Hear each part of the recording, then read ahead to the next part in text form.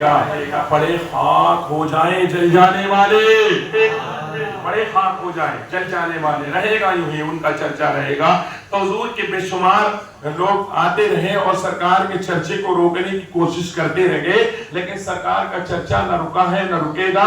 امام کہتے ہیں مٹ گئے مٹتے ہیں مٹ جائیں گے آدھا تیرے، نہ مٹا ہے نہ مٹے گا کبھی چرچا تیرا، نہ مٹا ہے نہ مٹے گا کبھی چرچا تیرا۔ بس اسے رہنے دو۔ مٹ گئے مٹتے ہیں مٹ جائیں گے آدھا تیرے، نہ مٹا ہے نہ مٹے گا کبھی چرچا تیرا۔ آدھا کہتے ہیں دشمن کو، توجہ سے سنیے گا، آدھا کہتے ہیں دشمن کو۔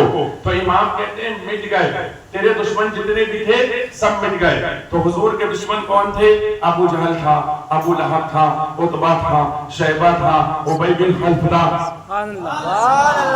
مٹ گئے نا؟ امام کہتے ہیں مٹ گئے، اور پھر کہتے ہیں مٹتے ہیں۔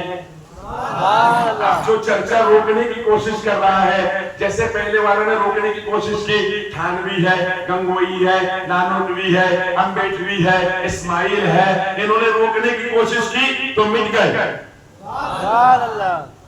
کیا ہوا؟ مٹ گئے مٹتے ہیں، یہ مٹ رہے ہیں۔ اور ابھی جو روکنے کی کوشش کر رہے ہیں ان کے بارے میں امام کہتے ہیں مٹ جائیں گے،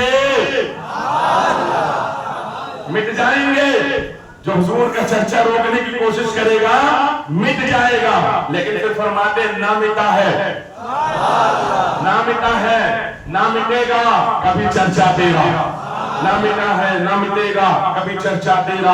پہلے انٹرنیٹ کا زمانہ نہیں تھا تو یہ لوگ لوگوں کو بہکاتے تھے کہ عید میلاد النبی صرف ہندوستان میں مناتے ہیں، عید میلاد النبی صرف بازو والے دیش میں مناتے ہیں، عید میلاد النبی بنگلہ دیش میں مناتے ہیں۔ اس طرح وہ لوگوں کو بہکاتے تھے۔ اب انٹرنیٹ کا زمانہ ہے تو ہم دیکھ رہے ہیں فلسطین میں بھی عید میلاد النبی ہو رہی ہے، افغانستان میں بھی عید میلاد النبی ہو رہی ہے، ہم دیکھ رہے ہیں عمان میں بھی عید میلاد النبی ہو رہی ہے، مسقط میں بھی عید میلاد النبی ہو رہی ہے، ہم دیکھ رہے ہیں ایشیا میں بھی عید میلاد النبی ہے، اور افریقہ میں بھی